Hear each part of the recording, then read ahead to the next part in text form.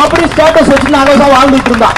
இப்ப என்னன்னா பைத்தியம் முடிச்ச மாதிரி என் பக்கத்துல எக்ஸாம் இல்ல அந்த பொண்ணுக்கு ஆல் தி பெஸ்ட்னு சொன்னேன். எக்ஸாம் ஆரம்பிக்கும் போகும்போது என் முகர கட்டனே முடிக்கல, போயிடுச்சு, அழுதுட்டே போயிடுச்சு. எவ்வளவு வருத்தம். ஒரு கன்சீவான பொண்ணு 9 மாசத்துல கன்சீவான பொண்ணு எக்ஸாம் அனுப்புவாங்களா? நடக்க முடியாம வந்து வயிறு முட்டுச்சுங்க. அந்த டேபிள் அட்டாச் டேபிள் வயிறு முட்டிய உட்கார்ந்து எழுதிட்டு போகும். ஒரு 3 மணி நேரம் ஒரு புலகச்சிப்புல உட்கார்ந்து எழுத முடியுமா? நீங்க மதுரையில போய் பாருங்க, கோழி பைய வச்சுட்டு படிக்கலாம். மெட்ராஸ்ல நிறைய கட்டடங்கள் ஆனனால மத்த மாவட்டங்கள் கண்ணுக்கு தெரியலன்னு நினைக்கிறேன். கோழி பைய விரிச்சுட்டு அம்மா உணவு இந்த மாதிரி உணவு இருக்கும் பார்த்தீங்கன்னா 5 ரூபா சோறு 10 ரூபா சோறுன்னு கொடுக்குறாங்க. நிறைய எம்எல்ஏ எம்பி எல்லாம் சப்போர்ட் பண்றாங்க. லைப்ரரிக்கு ஒரு 2 நாளைக்கு முன்னாடி பேட்டி பாத்தீங்கன்னா, என்ன சுருக்கமா சொல்றாங்க, சுருக்கமா முடிச்சுக்கிறேன்.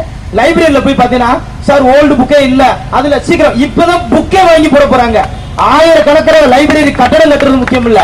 எந்த புக் 1953 புக் எடுத்தீங்கல்ல, எல்லா லைப்ரரியிலும் அந்த புக் இருக்கா?